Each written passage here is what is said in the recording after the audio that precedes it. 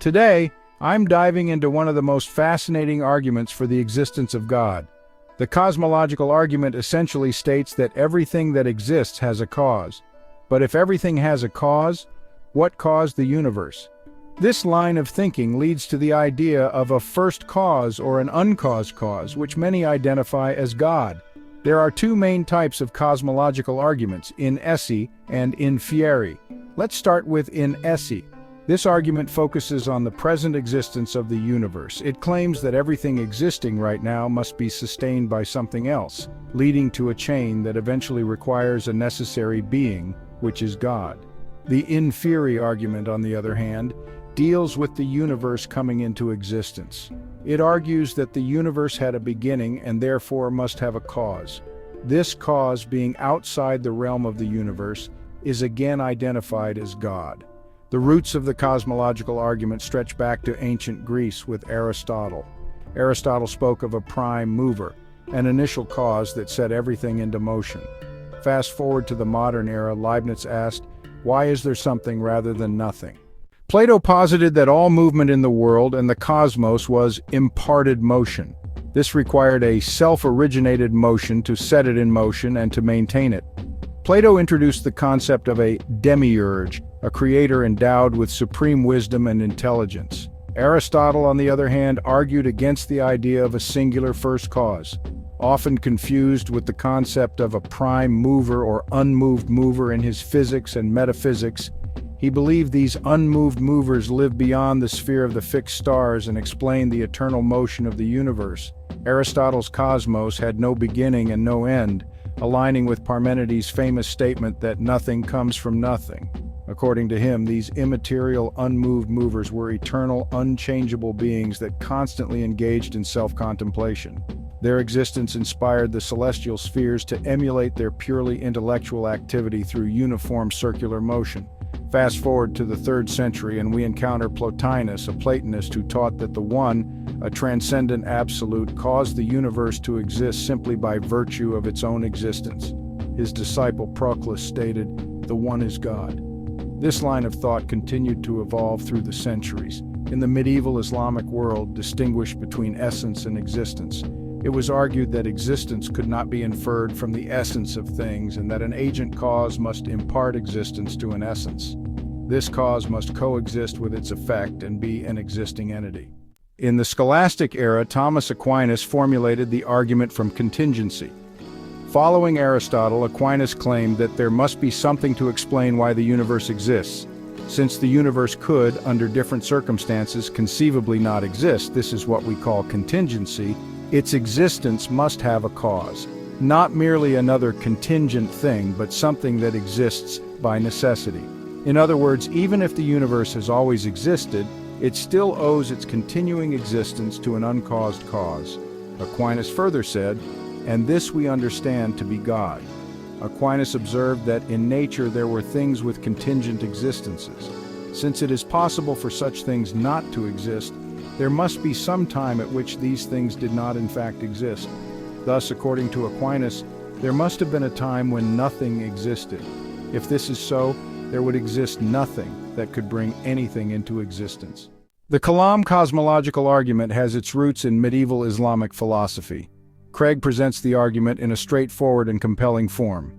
Whatever begins to exist has a cause of its existence. The universe began to exist.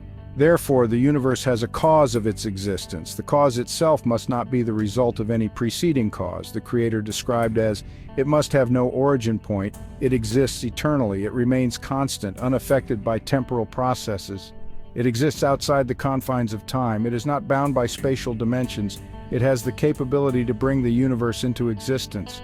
Craig argues that these attributes point towards a personal creator, one that transcends the physical realm and possesses the power to initiate the universe. Now let's address a critical question that often arises. What caused the first cause? One objection to the cosmological argument questions why a first cause is unique in that it does not require any causes. Proponents argue that the first cause is exempt from having a cause, as this is part of what it is to be the first cause. Opponents, however, argue that this is special pleading or otherwise untrue. Critics often press that arguing for the first cause's exemption raises the question of why the first cause is indeed exempt. Defenders maintain that this question has been answered by the various arguments, emphasizing that none of the major cosmological arguments rests on the premise that everything has a cause. Instead, they argue that only things which begin to exist require a cause. William Lane Craig, who is notable for defending the Kalam Cosmological Argument, argues that the infinite is impossible, whichever perspective the viewer takes. He uses Hilbert's paradox of the Grand Hotel and the question, "What is infinity minus infinity?" to illustrate the idea that the infinite is metaphysically, mathematically, and even conceptually impossible. Craig states his argument in 3 points. Firstly, everything that begins to exist has a cause of its existence. Secondly, the universe began to exist. So thirdly, therefore, the universe has a cause of its existence. Craig further argues that there cannot be an infinite regress of causes, and thus there must be a first uncaused cause, even if one posits a plurality of causes of the universe. He employs Occam's razor to remove unneeded further causes of the universe, leaving a single uncaused cause. On the other hand, it is argued that the premise of causality has been arrived at via a posteriori, inductive reasoning, which is dependent on experience. David Hume highlighted this problem of induction and argued that causal relations were not true a priori. Thus, opponents of the argument suggest that it is unwise to draw conclusions from an extrapolation of causality beyond experience. Andrew Locke replies that according to the Kalam Cosmological Argument, only things which begin to exist require a cause. Something that is without beginning has always existed and therefore does not require a cause. The Kalām and the Thomistic Cosmological Argument posit that there cannot be an actual infinite regress of causes. Therefore, there must be an uncaused first cause that is beginningless and does not require a cause. Yet, one significant objection remains. Does the cosmological argument actually provide evidence for a theistic God? Critics argue that the basic cosmological argument merely establishes the existence of a first cause, but it doesn't necessarily attribute the qualities of a theistic God, such as omniscience, omnipotence, and omnibenevolence, to this first cause. In essence, the argument, in its simplest form, tells us that there is a first cause, but not what that first cause is like. However, defenders of the cosmological argument often expand upon it to assert that at least some of these divine attributes are necessarily true. For instance, in the modern Kalam Cosmological Argument, proponents argue not only for a first cause, but also for its attributes based on further philosophical reasoning. One notable example comes from Thomas Aquinas in his seminal work, Summa Theologica. Aquinas dedicates much of the first part, known as prima pars, to establishing the attributes of this first cause.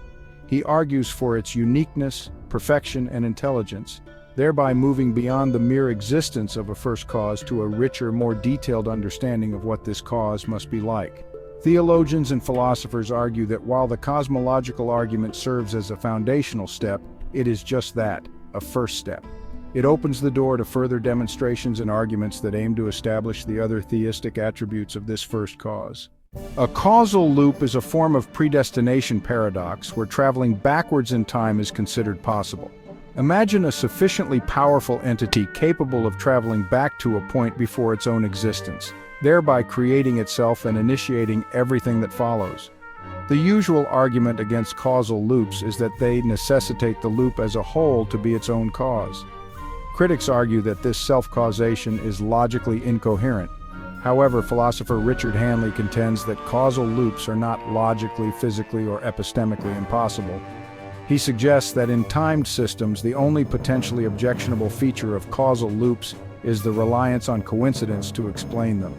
On the other hand, Andrew Locke argues that causal loops, especially those proposed to avoid the necessity of a first cause, suffer from vicious circularity.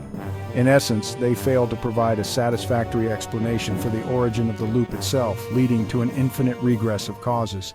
Now we arrive at a pivotal intersection of cosmology and philosophy, the Big Bang Theory and the nature of time. Some cosmologists and physicists, such as Carlo Rovelli, argue that a challenge to the cosmological argument lies in the nature of time itself. Rovelli points out that in the Wheeler-DeWitt equation, time just disappears. The Big Bang theory asserts that it marks the inception of all dimensions, including both space and time. Consequently, asking what was there before the universe becomes a nonsensical question, as the concept of before loses meaning in a scenario without time. This perspective has been echoed by J. Richard Gott III, James E. Gunn, David N. Schramm, and Beatrice Tinsley, who liken the query to asking what lies north of the North Pole. However, this does not deter some cosmologists and physicists from exploring potential causes for the Big Bang.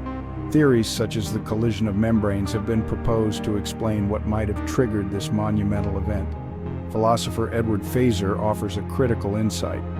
Most classical cosmological arguments for the existence of God do not hinge on the Big Bang or whether the universe had a beginning. The essential question is not about what initiated everything or how long it has persisted, but rather what sustains its existence.